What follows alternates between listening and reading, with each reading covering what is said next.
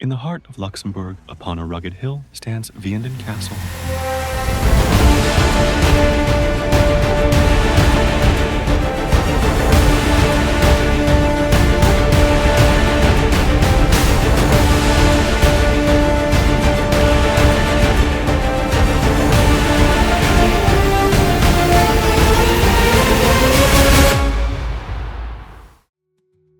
Hey guys, my name is Ajay Kumar and you are watching me on my YouTube channel.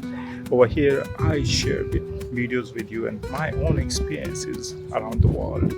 So, in this video, I'm gonna share about Vianden Castle, which is in Luxembourg. And if you're coming to Luxembourg, please don't forget to visit this place. This is an amazing castle, and I'm sure you are gonna enjoy this video.